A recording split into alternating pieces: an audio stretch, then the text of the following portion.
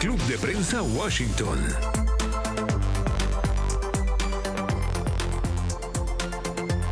Con esta imagen, el presidente Trump ha celebrado sus 6 meses de mandato. 6 meses, dice el presidente en sus redes sociales, de victorias.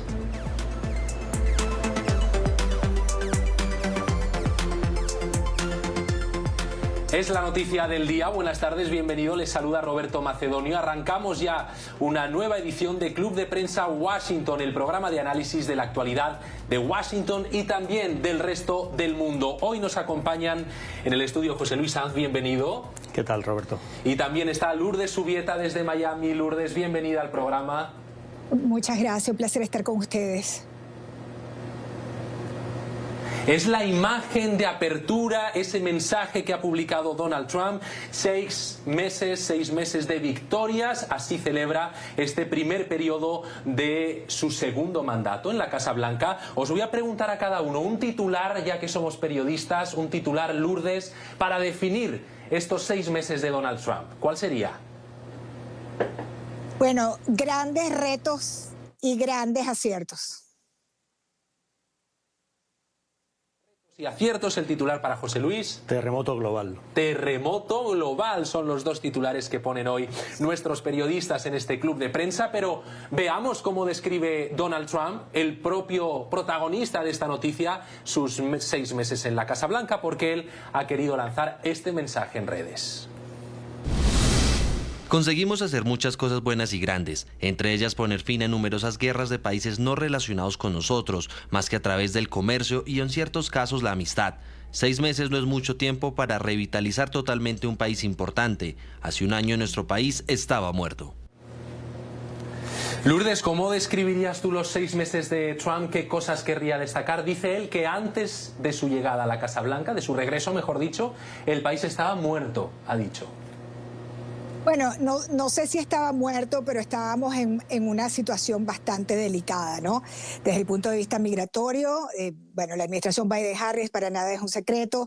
No sabemos si quiere exactamente la cifra de los millones de personas que entraron al país de manera irregular, que no sabemos quiénes son, dónde están, a qué se dedican, de qué viven. Esto ha sido uno de los grandes retos, por eso lo decían titulares, de los grandes retos de la administración. Por otro lado, desde el punto de vista económico, también una situación donde teníamos 72% de los ciudadanos americanos viviendo de cheque a cheque, una inflación tremenda, unos precios de la gasolina que no habíamos tenido en muchísimos años. Es decir, situaciones económicas que afectan al ciudadano de a pie, ¿no? Hoy creo que estamos en una mejor posición porque estamos encaminados a la solución de una serie de temas que, comenzando con el tema migratorio y terminando con el tema económico, pues eran imperativos, eran necesarios, y adicionalmente a esto un tema de seguridad nacional, de la posición de Estados Unidos en política internacional, el tema de los grandes retos en materia diplomática que tiene Estados Unidos. Está en una posición muchísimo más débil de la que tiene ahora, yo creo que en eso podremos estar de acuerdo. Y por el otro lado, pues lo que es el futuro, ¿no? Lo que le espera a esta administración en momentos en que estamos viendo algo gravísimo, en mi opinión, que es que nos enteramos como en otras administraciones se han agavillado, incluso se menciona el nombre del presidente Barack Obama, para mentir a los estadounidenses y, digamos, sacrificar la voluntad de los estadounidenses, y me refiero puntualmente al caso de la colusión rusa. Hoy estamos sentados en una primera plana donde el Ministerio de Justicia de los Estados Unidos, la Secretaría de Justicia, ha recibido los documentos del Departamento de Inteligencia que prueban que el jefe de la CIA con el jefe del FBI y posiblemente el presidente Barack Obama se agavillaron para crear esta retórica de la colusión rusa que todos sabemos que fue falsa. Un tremendo escándalo sobre la mesa, otro más en apenas 6 meses. José Luis. Bueno, yo creo que hay muchos planos en los que analizar estos primeros 6 meses de la administración Trump.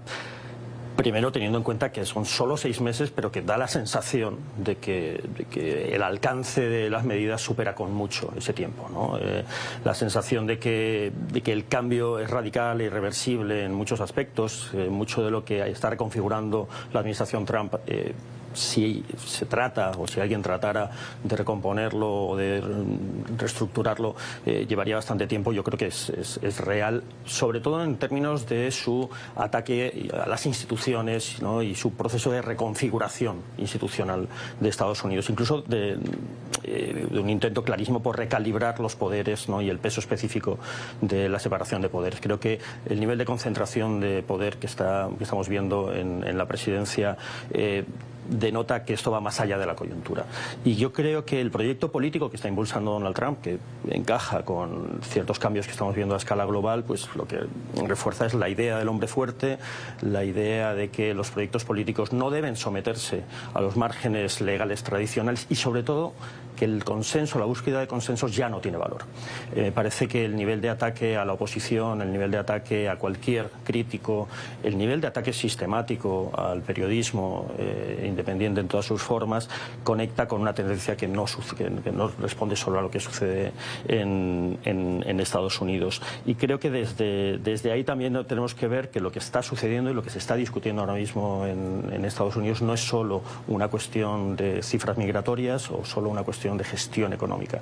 Es una redefinición total, creo, de lo que se considera democracia en Estados Unidos. Lo que está claro es que Donald Trump llegó a Washington, llegó a la Casa Blanca queriendo cambiar la política de Estados Unidos, José Luis, Lourdes, y yo creo que todos estamos de acuerdo en que lo ha hecho. Han sido 6 meses de muchos cambios en Estados Unidos. Veamos algunas de las medidas que ha llevado a cabo el presidente Donald Trump en este tiempo. Fíjense, hemos querido destacar en primer lugar esos aranceles, la guerra arancelaria. Todo esto, estas 3 medidas que están viendo en pantalla son de política exterior. Luego iremos a la política interior, pero en materia exterior, la guerra arancelaria, también el desmantelamiento del programa nuclear iraní, que puso fin a esa guerra de los 12 días entre Israel e Irán, o las negociaciones de paz en Ucrania. De estos 3 aspectos de la política exterior del presidente Trump, Lourdes, ¿con qué te quedarías? Bueno, me quedaría con, te diría que no es suficiente en conflictos tan complicados, procesos tan enrevesados como el de Ucrania y Rusia o el mismo conflicto de Israel con Palestina, con solamente decir que yo gano y en 24 horas lo soluciono, ¿no? Yo creo que durante la campaña del presidente Trump hubo promesas que en estos primeros 6 meses él ha intentado a toda velocidad tratar de cumplir, pero en materia de política exterior ha habido otros aciertos. Por ejemplo, hubo un gran acuerdo de paz con el Congo. Es una situación que es un gran acierto de la administración haber logrado eso, pero creo que los esfuerzos no han sido, digamos, no por la falta de convicción o de deseo o de trabajo de la administración, sino porque el tema nuevamente es tan difícil, ¿no? Y lidiar con personajes como Putin, por ejemplo, no se han logrado con la celeridad que la administración hubiese querido, y que eso puede fácilmente hacernos sentir como que, bueno, nos prometieron esto y no se ha cumplido y el baño de sangre continúa, ¿no? Así que no me quedo con ninguno. Creo que me voy a quedar con soluciones, con conflictos que se hayan solucionado hasta este momento. Y creo que donde sí ha funcionado la administración en esa materia ha sido en lo que ellos llamaban la recuperación de sus ciudadanos americanos donde quiera que estuvieran, ¿no? Esta es una administración que yo la veo que si se tiene que reunir con el diablo mismo para lograr sus objetivos, lo van a hacer, y de hecho lo están demostrando que lo hacen, ¿no? Y ahí están esas conversaciones con Putin también a las que te refieres, Lourdes. Recordemos que le ha dado 50 días para llegar a un acuerdo de paz con Ucrania, si no, impondrá aranceles a Rusia del 100%. Veamos, José Luis, más medidas que ha aprobado Trump. Fíjate, porque entre ellas, y ya entramos ahora sí en política interior, estaría la aprobación de la Big Beautiful Bill, su ley fiscal, que ha traído grandes cambios a la economía de Estados Unidos, recortes también del Departamento de Eficiencia Gubernamental, aquellos que lideró Elon Musk hasta la sonada pelea entre ambos, o la política de deportaciones. Primero, antes de entrar en lo nacional, quería completar lo que comentaba Lourdes en lo internacional, porque estoy de acuerdo con ella en el aspecto de que hay una sobresimplificación de la política internacional, ¿no? Desde luego, Estados Unidos, y en este caso la administración Trump, tiene las herramientas para marcar el ritmo de la conversación global y de la política global, ¿no? Y así lo está haciendo. Desde una lógica en la que impera la fuerza. No siempre los argumentos, no siempre la realidad o un diagnóstico de la complejidad de la realidad, pero siempre la fuerza. Y desde luego lo que me parece muy interesante, y eso ha sucedido también a escala nacional, es la idea, bueno, el presidente Trump insiste en que nunca se había respetado tanto a Estados Unidos como después de estos primeros 6 meses. Yo lo que sí diría es que hacía mucho que no se temía tanto a Estados Unidos. Eso sí creo que es indudable. Y en ese sentido, la imprevisibilidad de sus medidas, el hecho de que tanto en el planteamiento en la guerra de tarifas, ¿no? Como en su política interior, no sepas exactamente cuál es el siguiente paso, le convierte en el actor central de toda la conversación y en el gran actor de la política a todos los niveles. Y yo creo que eso es deliberado, evidentemente. Lo que no estoy seguro es de que eso nos vaya a dejar un escenario de mayor equilibrio ni en lo internacional ni en lo nacional, y desde luego no de mayor estabilidad. Yendo a la política aquí en Estados Unidos, ya de fronteras para adentro, esa Big Beautiful Bill, esos recortes de Dodge también, o las deportaciones, José Luis, ¿cómo las interpretas estas 3 líneas, digamos, de sus 6 meses? Yo creo que narrativamente está cumpliendo con lo prometido. Narrativamente. Yo no creo que ni en su propuesta de gobierno, ni en los planes o en el respaldo de sus votantes estuviera implícita la crueldad con la que ha tratado, por ejemplo, a los trabajadores estatales, a los funcionarios de las diferentes instituciones que ha desmantelado, ¿no? El caso de USAID, pero sobre todo últimamente el trato que se ha dado a algunos trabajadores o empleados del Departamento del Estado me parece que es pasmoso, ¿no? Es decir, el hecho de que esa gente que ha trabajado para ti o que formaba parte ayer de tu estructura institucional abandonada literalmente fuera de tu país, ¿no? sin cobertura, sin un teléfono al que responder, creo que denota la crueldad con la que opera la administración Trump. Y yo creo que esa misma crueldad se traslada a la política migratoria. De nuevo, por eso decía que hay 2 planos. Hay un plano que es el de los números y hay un plano, el de la eficacia extrema de la nueva política de terror, ¿no? Para quienes quieran entrar en el país y para quienes están en el país en situación irregular o regular, porque yo sí creo que el miedo a las políticas migratorias de Trump va más allá de que tú tengas ahora mismo en Estados Unidos estatus migratorio legal o no. Incluso teniendo un estatus migratorio legal, de ser una persona que tenga su situación regulada, ahora mismo hay miedo, y hay miedo por la imprevisibilidad.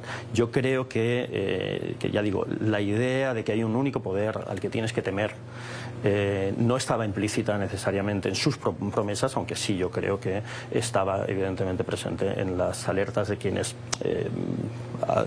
ya, digamos, anunciaban que una segunda administración Trump sería mucho más dura en sus acciones que la primera.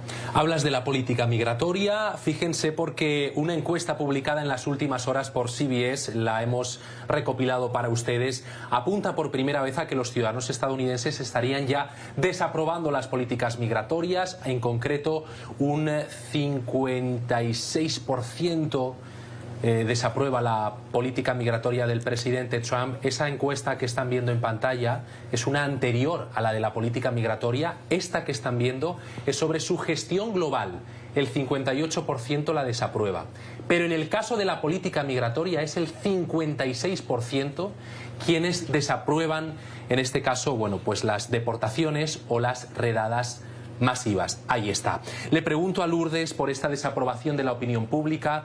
Lourdes, José Luis hablaba de crueldad, pero por otro lado, es cierto que Donald Trump no está haciendo nada que no prometiera en campaña, ¿no? Es así, y por la que votaron la mayoría de los estadounidenses, ¿no? Déjame decirte algo, yo creo y estoy totalmente de acuerdo con que hay que reducir el gasto público. El gobierno no trabaja con dinero propio, sino con dinero de los contribuyentes. No es posible que en este país se pague más por intereses de deuda que lo que es el presupuesto anual de las Fuerzas Armadas. Hay que reducir el tamaño del Estado. No creo que sea la palabra correcta llamar crueldad los despidos de las empresas públicas cuando hay una política de reducción del gasto público. Yo creo que tenemos que dejar un poco de lado que si son crueles, que si son menos crueles. Si estás en la administración pública, sabes que eres susceptible de ser retirado del cargo igual que en una empresa privada, ¿no? Entonces, eso, y más entrando una nueva administración. Yo creo que uno de los grandes aciertos de la administración es precisamente tratar de eliminar esas organizaciones, el mismo USAID. Hemos visto cómo se han beneficiado mayoritariamente los dueños, los directores, los organizadores de una cantidad de ONGs, por mencionar algo, y que el fruto de ese dinero que se esperaba para que llegara a esos objetivos fundamentales de la creación de esas organizaciones nunca llegaban y se quedaban en el camino. Todo eso había que solucionarlo, había que limpiarlo nuevamente, porque están trabajando con dineros de los contribuyentes y una de las premisas de cualquier administración debe ser cómo gastan, en qué gastan y de qué manera gastan el dinero de los que trabajamos y aportamos en los Estados Unidos. Dicho esto, materia migratoria, me decías, la desaprobación. Bueno, son 6 meses de tomas de decisiones sumamente dramáticas, tristes, porque les recuerdo que esto que está pasando en Estados Unidos es producto de 4 años de políticas de fronteras abiertas de la administración de Biden-Harris, que si no hubiesen promovido y permitido el ingreso de millones de personas en este país de manera ilegal, no estuviéramos teniendo esta conversación, ni tampoco tuviéramos que gastarnos $8 billones que está en el Big Beautiful Bill para precisamente solucionar esta crisis migratoria que fue creada nuevamente por la administración pasada. De manera que estamos pagando los platos rotos de lo que yo considero la peor administración que hemos tenido en los Estados Unidos, que es la Biden-Harris. Estamos hablando de los 6 primeros meses de Donald Trump en este segundo mandato. Queremos conocer la opinión también del círculo más cercano al presidente de Estados Unidos. Por eso saludamos a esta hora a Kenneth González, director ejecutivo del Partido Republicano en New Jersey. Señor González, bienvenido. Empiezo preguntándole directamente qué balance hace usted de estos 6 primeros meses. Hemos visto unos 6 meses de promesas cumplidas. La campaña del presidente Trump el año pasado fue una campaña bien clara, bien enfocada en ciertos puntos: restaurar la economía, proteger la frontera, subir la seguridad en nuestros vecindarios, restaurar la confianza en el sueño americano, etc. Y creo que hemos visto que el presidente Trump en los últimos 6 meses, lo único en realidad que ha hecho es tomar acciones para cumplir las promesas que él le dio al pueblo americano. Veo que como ya el presidente Trump no puede postularse para una reelección, de la manera que está haciendo las cosas, el carácter que tiene una personalidad bien fuerte. En realidad como que no le interesa lo que las personas piensan sobre lo que dice, sobre lo que hace, porque él entiende que él está aquí para servir al pueblo americano y más nada. Sí, estamos hablando también de esa encuesta de CBS, la hemos comentado. Por primera vez los estadounidenses desaprueban con un 56% la política migratoria del presidente Trump. ¿Cree usted que ha ido demasiado lejos en sus deportaciones?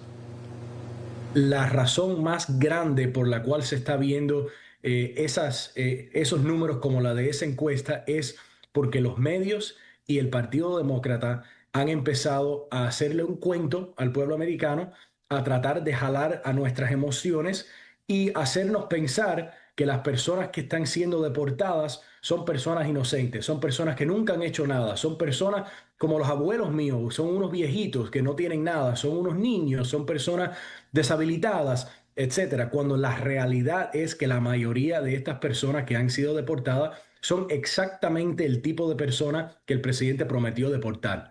Y estamos viendo que el presidente está cumpliendo su promesa de hacer nuestros vecindarios más seguros, nuestro país más seguro. Y lo más importante es, por estas acciones, darle un mensaje a las personas que tal vez no hayan entrado todavía, pero que lo estaban pensando. Absolutamente no, que ni lo piensen. Y eso es lo más importante, lo que necesitamos más en este momento, después de 4 años de un total descontrol en la frontera. Kenneth, desde luego, como usted dice, no es nada que no prometiera en campaña el presidente Trump. Gracias por acompañarnos en este día al director ejecutivo del Partido Republicano en New Jersey. Estamos en Club de Prensa analizando los 6 primeros meses de Donald Trump en este segundo mandato con José Luis Sanz, Lourdes Subieta. Seguimos con ellos a la vuelta analizando más noticias de Washington que afectan al resto del mundo. Ya regresamos, no se vayan.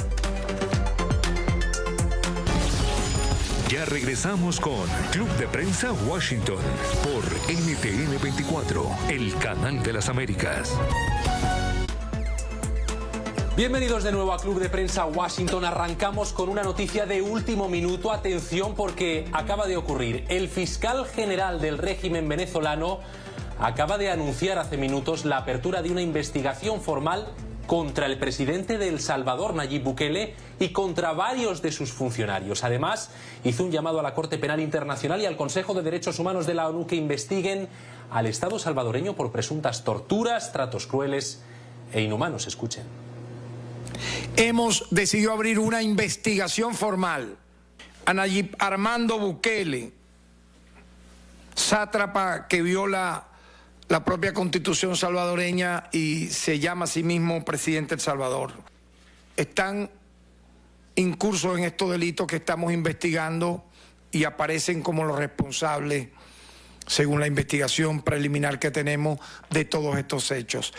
Hago un llamado a la Corte Penal Internacional, al Consejo de Derechos Humanos de la ONU.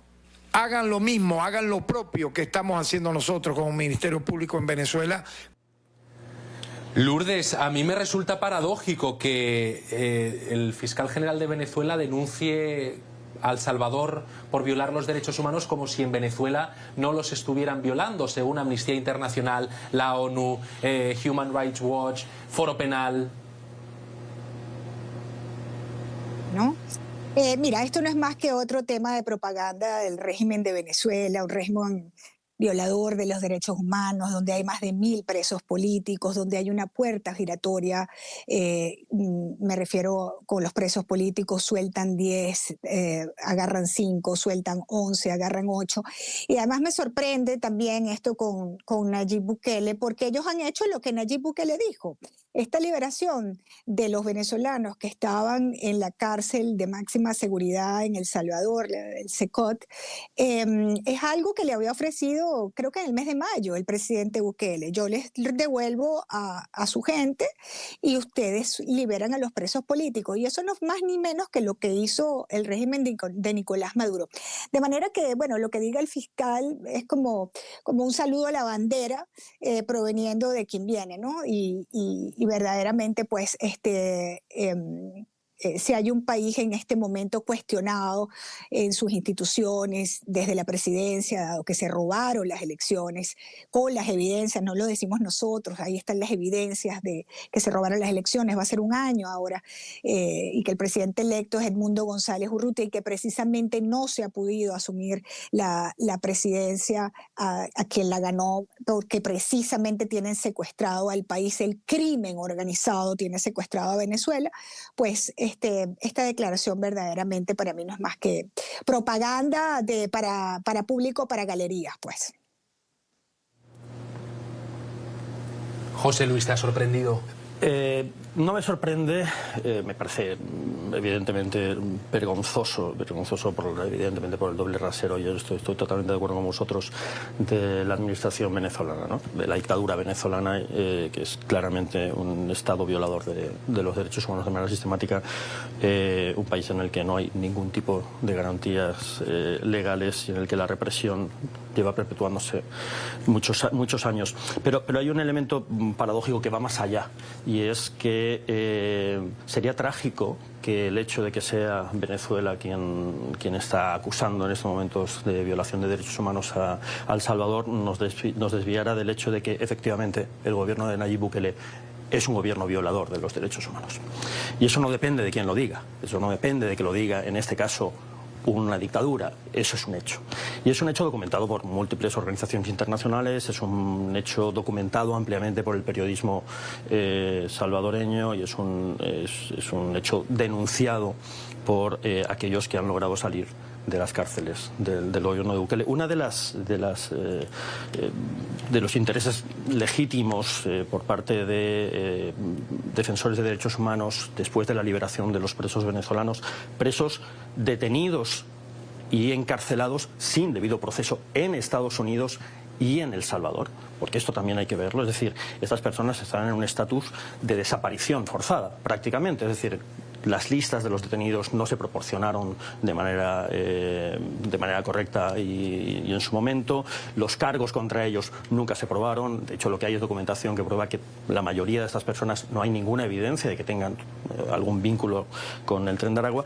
Y cómo tanto la administración estadounidense como la salvadoreña se lavaron las manos y se pasaron la pelota, ¿no? Dejando en un limbo jurídico a estas personas durante meses, lo que denota es al final una relativización de los estándares mínimos de garantías procesales que evidentemente es absurdo pensar siquiera en el caso venezolano, pero que alcanza también a El Salvador y en este caso a Estados Unidos.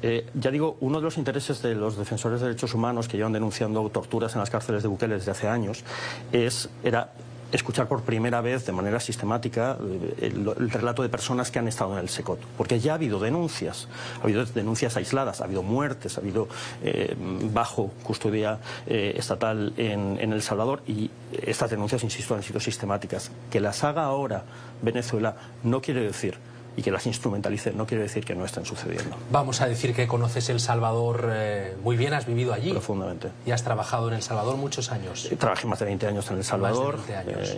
Y he hecho periodismo en Centroamérica durante más de 25 años. Lourdes.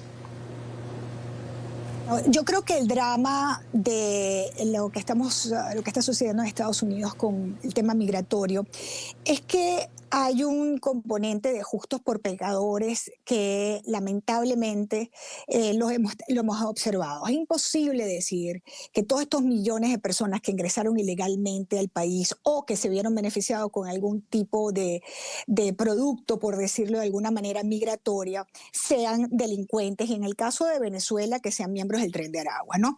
Ahora, tampoco se puede decir que el Tren de Aragua no es lo que es, una organización criminal terrorista, además transnacional, opera en distintas partes de América Latina y que, bueno, por supuesto, logró penetrar en territorio estadounidense y los hemos visto identificados, los hemos visto cometer sus crímenes también dentro de los Estados Unidos.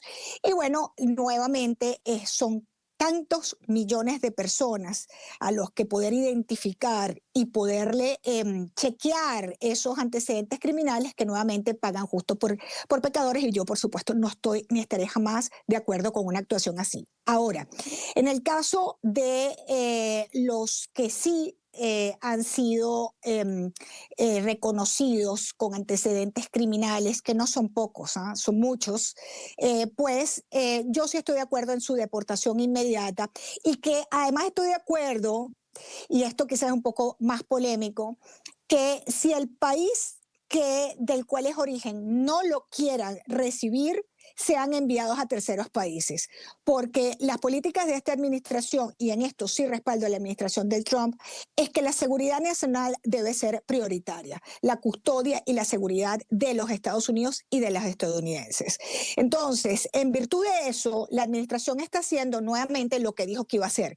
Vamos a deportar a estas personas, y ya vimos cómo a este país en Sudáfrica, que antiguamente se llamaba Suazilandia, han deportado deportado a 5 personas que no los querían en sus países de origen, entre ellos un cubano, por cierto, todos con antecedentes por asesinato y distintos crímenes. Esa gente no puede estar en Estados Unidos viviendo con el estadounidense o con el residente o con el ciudadano que viva en los Estados Unidos, que esté todos los días trabajando y luchando por sacar adelante a su familia. De manera que yo creo que nos merecemos mayor seguridad, y en esto la administración ha sido muy clara, ¿no? Por supuesto, nuevamente subrayando, no todas las personas que entraron ilegal en los Estados Unidos o que fueron beneficiados con algún tipo de beneficio, valga la redundancia migratoria, son criminales. Lejos está de que eso sea así, pero lamentablemente pagan justo por pecadores.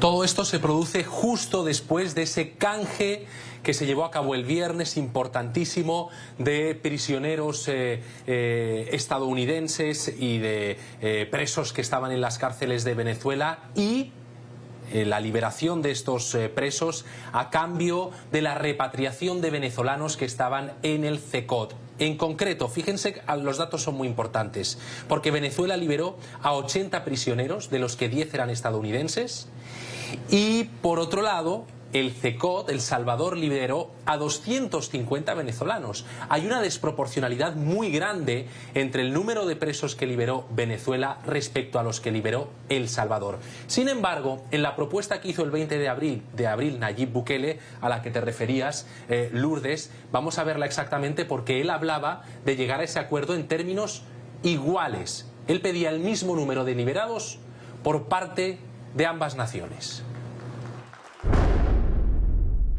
Sin embargo, quiero proponerle un acuerdo humanitario que contemple la repatriación del 100% de los 252 venezolanos que fueron deportados, a cambio de la liberación y entrega de un número idéntico de los miles de presos políticos que usted mantiene.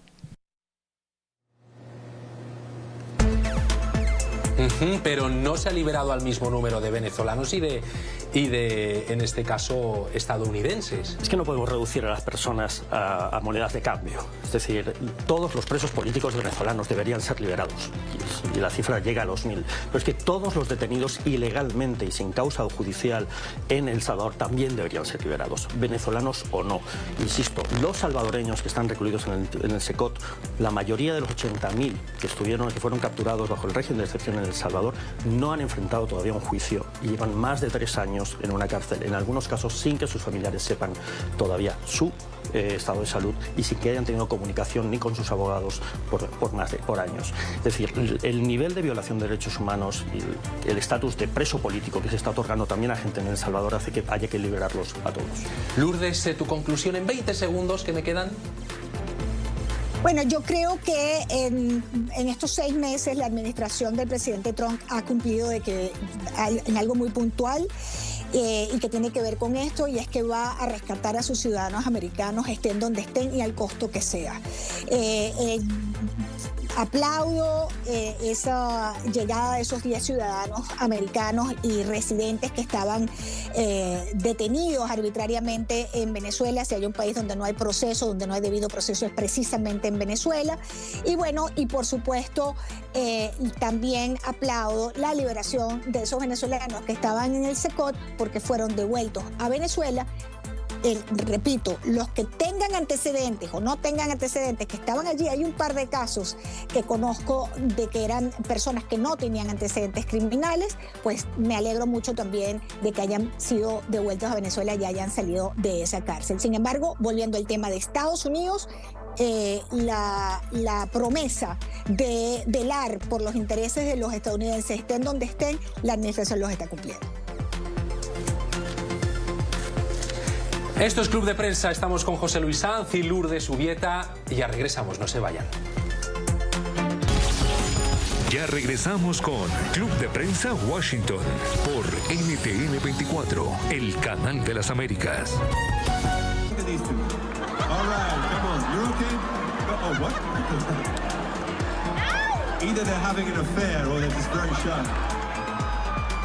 Una imagen que ha dado la vuelta al mundo, seguro que la han visto en infinidad de ocasiones este fin de semana, era el CEO de Astronomer, Andy Byron, abrazado junto a la que se descubrió que era su amante, la jefa de recursos humanos de la empresa.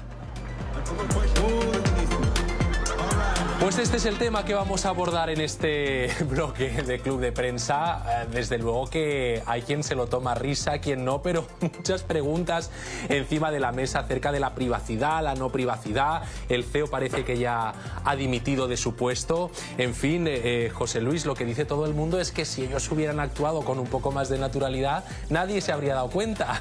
Es posible. En cualquier caso, sí es verdad que esto es como una advertencia a navegantes. Y no me refiero a quien comete infidelidades o no, sino a cualquier ciudadano en común, ¿no? Estamos en un mundo nuevo, por lo menos para los que tenemos cierta edad y conocimos el viejo, en el cual lo privado y lo público coexisten, y da igual que tú seas un personaje público o que te creas una persona privada o una persona individual.